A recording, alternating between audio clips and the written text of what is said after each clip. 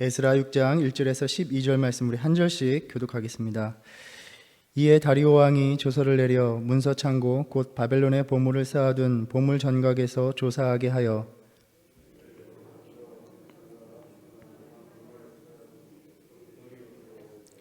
고레스 왕 원년에 조서를 내려 이르기를 예루살렘에 있는 하나님의 성전에 대하여 이르노니 이 성전 곧 제사 드리는 처소를 건축하되 지대를 견고히 하고 그 성전의 높이는 60규빗으로 너비도 60규빗으로 하고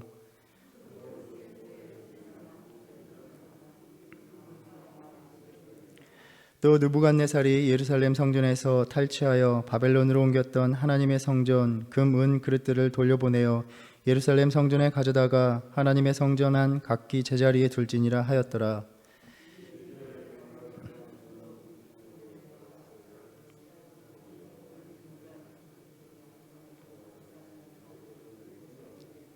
하나님의 성전 공사를 막지 말고 유다 총독과 장로들이 하나님의 이 성전을 제자리에 건축하게 하라.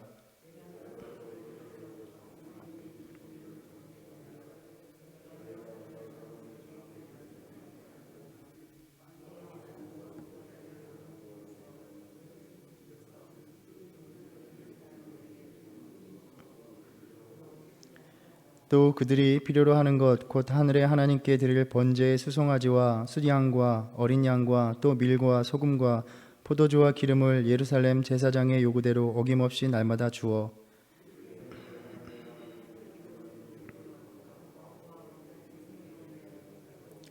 내가 또 명령을 내리노니 누구를 막론하고 이 명령을 변조하면 그의 집에서 들보를 빼내고 그를 그 위에 매어 달게 하고 그의 집은 이로 말미암아 거름더미가 되게 하라.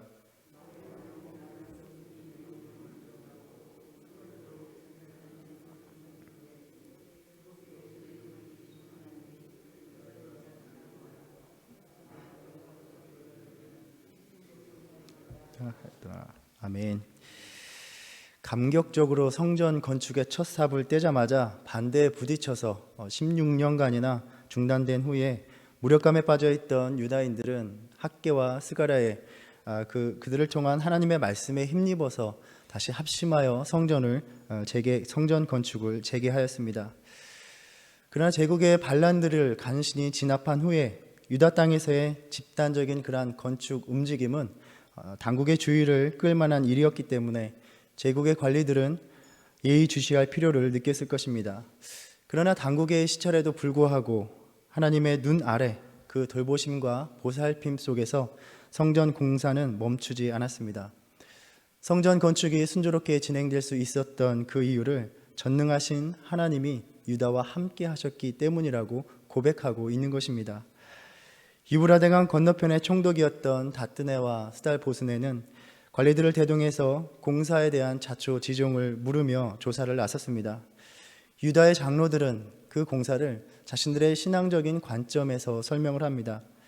오래전 건축된 이 성전이 하나님의 심판으로 허물어졌고 이전에 고레스 왕을 통해서 다시 건축되기를 허락받았다라는 것입니다.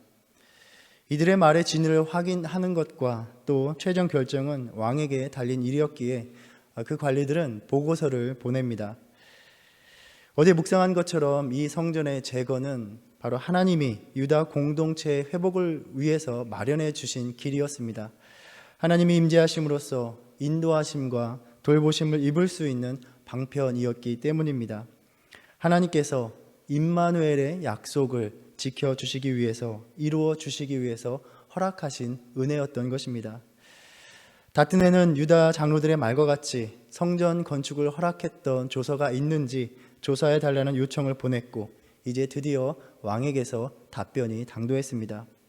비록 담대한 마음으로 성전 건축을 강행하고 있었지만 유다인들의 마음 한편으로는 또다시 자신들의 성전 건축의 역사가 좌절되는 것은 아닌지 마음을 졸이고 있었을 것입니다. 그들에게 전해진 응답은 실로 놀랍기 그지없는 것이었습니다. 자신들의 생각과 계획을 넘어서서 일하시는 하나님의 손길을 깨닫게 되었기 때문입니다. 유다 장로들이 말했던 조서는 바사 제국의 주요 도시 중에 하나이고 또 왕들의 여름 별궁이었던 악메다에서 발견되었습니다. 이 조서에는 두 가지 내용이 담겨 있었습니다. 하나는 성전 건축에 대한 허가와 그 필요한 경비를 지불하는 것, 그리고 성전의 기명들을 그 자리로 되돌리는 것을 허락하는 것이었습니다. 이것은 예루살렘 성전을 위한 특별한 조치였다기보다는 고레스 당시에 포로 민족들을 돌려보낼 때 취했던 일반적인 관대한 포용적인 종교 정책이었을 것입니다. 우리가 3절의 성전 규격이 열왕기상 6장에 솔로몬 당시의 성전 규모와 다른 것을 볼 수 있습니다. 여기에 대해서는 기록상 앞에 60이라는 숫자를 반복하다 보니 그렇게 기록된 것이다 라고 설명하기도 합니다. 한 가지 고레스 왕이 조서를 내리면서 이 성전의 규모를 수치로 이야기하는 것은 지극히 당연한 것이었다 이렇게 말합니다. 3절에 보면 지대를 견고히 쌓고라고 말합니다. 문맥상 옛 성전의 기초 위에 그대로 지어야 한다는 것입니다. 모든 비용을 국고에서 부담하기 때문에 새로운 터의 성전을 놓는 데 있어서 그 비용을 줄이고, 그리고 건축하면서 이전보다 더 크고 화려한 성전을 짓는 것을 제한하고자 국고의 낭비를 없애고자 하는 그러한 조치였을 것입니다. 비록 고레스의 직접적인 후손은 아니었지만 모든 면에서 같은 정책을 펼침으로써 캄비세스보다 더 진정한 후계자였다라고 할 수 있었던 다리오 왕은 그 옛날의 조서의 효력을 확인해 주는 동시에 더 세부적인 내용들을 첨가해서 자신의 강력한 경고도 덧붙여 보냅니다. 6절에서 다뜨네와 그의 관리들, 동관들은 성전 건축을 하는 데서 멀리하라라는 명을 받습니다. 아마도 이것은 그 다음 절에 나오듯이 성전 공사를 방해하거나 회방하지 말라는 말일 것입니다. 그리고 다리오 왕은 그 건축 경비를 그 지역의 세금에서 충당하라 이렇게 명을 내립니다. 경비를 끊임없이 주어서 성전 건축이 멈추지 않게 하라는 단호한 명이었습니다. 이뿐 아니라 성전에서 매일 드리는 그 제물들에 소용되는 그 모든 것도 공급하라라고 명령을 합니다. 사실 이러한 명령은 이 제사들을 통해서 왕실 가족들을 위해서 기도하도록 하기 위함이었을 것입니다. 옛날 고레스가 펼친 관대한 종교 정책의 의도였습니다.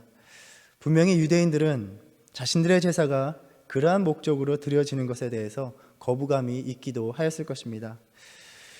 어떤 법령을 공표할 때에 그것을 어기는 자에 대한 형벌을 이야기하는 것은 일반적인 것이었습니다. 그래서 우리가 읽었던 본문 마지막 절 11절과 12절을 보면 이 명령을 따르지 않는 자에 대한 엄격한 처벌을 가할 것을 천명하고 있는 것입니다. 어쨌든 다리오 왕의 회신에 따라서 이제는 어떠한 방해도 받지 않고 마음 놓고 공사를 계속해 나갈 수 있게 되었습니다. 건축에 대한 회방은 원천 봉쇄되었습니다. 그리고 모든 필요한 물자까지 지원받는 것이 확실히 보증되었습니다. 물론 제국의 정책적인 관점에서 본다면 바사 제국 내 다른 식민지의 그러한 신전들과 똑같은 권리를 인정받으며 왕실의 안녕을 위해서 기도할 책임이 주어진 것이기도 합니다. 그러나 성전 재건이 중단되었던 유다인들에게 있어서는 이것은 분명 하나님의 놀라운 섭리였습니다. 이 본문 말씀을 통해서 이 성전 재건의 일을 이루어 가고 계시는 하나님의 손길을 통해서 하나님은 과연 어떠한 분이신가, 그리고 어떻게 일을 이루어 가시는가를 묵상하게 됩니다. 먼저 하나님은 순종하는 자들을 좌절로 끝나게 하지 않으신다라는 것입니다. 16년간이나 성전 건축이 중단되던 그 삶을 살았던 이들의 심정은 어떠했을까요? 편안하고 안정되게 살아가고 있던 포로지에서 주님의 성전을 지으라는 그런 마음의 감동을 따라서 아브라함처럼 모든 것을 버리고 험난한 여정길을 택했고 이 폐허 같은 예루살렘에 당도했습니다. 그런데 성전 건축은 극심한 반대에 부딪혀서 무산되고 만 것입니다. 힘들게 돌아온 의미가 없어졌습니다. 허망해졌습니다. 아마도 이들은 자신이 결정한 선택, 그 순종에 깊은 후회가 들었을 것입니다. 이럴 거면 내가 뭐하러 이 황폐한 곳으로 돌아왔을까? 하나님의 성전을 위해서 내 삶의 모든 것을 버린 것이 다 쓸데없이 되지 않았는가? 하나님의 일을 위해 나섰던 자신들의 삶에 큰 회의가 들었을 것입니다. 우리가 하나님의 일을 감당하면서 겪는 현실이고 삶입니다. 아무 결실로 이어지지 않는 그 사명을 감당하는 일에서, 그 길에서 우리는 정말 회의가 들고 큰 후회가 들 때가 많다는 것입니다. 교회 역사를 돌아다 보면 자신의 일평생을 헌신하기로 다짐하고 선교사의 길에 올랐으나 제대로 된 선교를 시작하지도 못한 채 순교를 당한 그 선교사님들의 이야기를 우리는 알고 있습니다. 대동강변에서 성경책을 뿌리며 관군의 칼에 맞아 생명을 거두었던 토마스 선교사님이나, 또 아마존의 잔인한 부족에 복음을 전하고자 갔으나 정글에 들어서자마자 원주민의 도끼에 맞아서 죽음을 맞이한 짐 엘리엇의 선교사님들의 생애입니다. 겉으로만 보면 정말 아무 결실도 없는 허무한 순종이고 헌신 같습니다. 그러나 역사를 보면 이 선교사님들의 희생은 하나의 미랄이 되어 놀라운 복음의 결실을 맺게 되는 역사가 펼쳐졌습니다. 하나님은 사명을 위해서 나선 이들의 수고와 헌신을 결코 헛되이 내버려 두지 않으신다라는 것입니다. 아무 열매 없이 끝나는 것 같아도 그 순종이 결실로 나아가게 되는 것입니다. 남은 생애를 하나님의 전을 건축하고자 그 사명을 위해서 나섰지만 아무것도 없는 그 허허 벌판에서 자신들의 생애를 마감해야만 할 것 같았습니다. 그러나 하나님은 그들의 순종을 결코 헛되이 버려두지 않으셨습니다. 이들에게 필요한 것은 하나님의 손길을 믿으면서 언제나 다시 순종할 수 있는 준비를 하는 것이었습니다. 우리가 사명을 감당하다 보면, 이 사명의 길을 걷다 보면 내가 무엇하러 주님의 일을 감당한다고 결단했는지 참 회의가 들 때도 많습니다. 이런 상황 가운데 놓이려고 내가 한 것인가? 주님의 일을 위해서 내 삶을 희생한 것이 너무나 억울하고 후회스럽기만 할 때도 많이 있습니다. 이렇게 아무런 결실이 없을 바에야 시작하지 않는 것이 더 낫지 않았겠는가? 그리고 이 모든 것, 또 이 모든 상황을 감내했던 사도 바울은 우리에게 이렇게 말을 합니다. 우리가 선을 행하되 낙심하지 말지니 포기하지 아니하면 때가 이름에 거두리라. 우리가 드린 순종과 희생을 하나님께서는 결코 헛되이 낭비하지 않으신다는 것입니다. 주님이 정하신 그 필요한 때가 이르면 결실을 맺게 하신다는 것입니다. 이제 포로지에서 돌아와 16년을 감내하며 보낸 이들은 드디어 하나님의 성전을 건축하는 손길이 될 수 있었습니다. 혹 그 안에서 그 기간 동안에 생을 마감한 이들이 있었다 하여도 그들로 인해서 그 자녀들이 따라왔을 것이고, 이들은 순종으로 예루살렘에 돌아온 그 부모 덕분에 성전을 재건하는 헌신에 동참하는 영광을 누리게 된 것입니다. 우리가 지금 드리고 있는 기도들, 우리가 지금 하고 있는 보잘것없고 의미 없어 보이는 헌신들, 주님은 언제나 기억하시고 열매 맺게 하실 것입니다. 우리가 낙심하지 말고 오늘과 같은 상황일지라도 순종이 아무 의미 없어 보이는 현실일수록 우리는 주님이 주시는 마음의 감동을 따라가야 하는 것입니다. 주의 일을 위해 순종하며 헌신할 때 우리에게 다가오는 유혹과 좌절은 늘 우리가 주변을 돌아볼 때 일어나곤 합니다.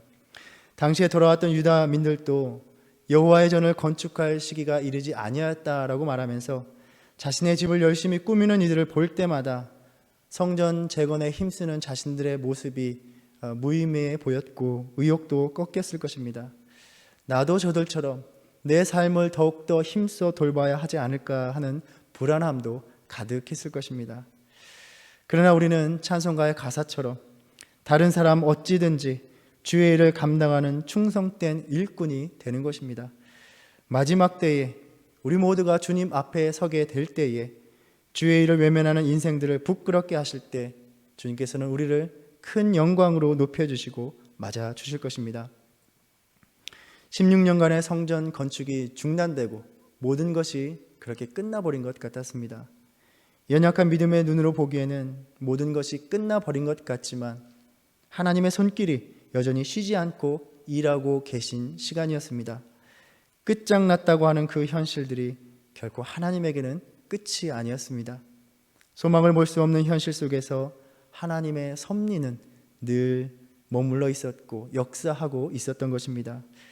하나님께서는 고레스의 후손도 아닌 다리오가 왕이 되게 하셔서 고레스 왕 때보다도 더욱더 많은 것으로 성전 건축을 지원하도록 하게 하신 것입니다.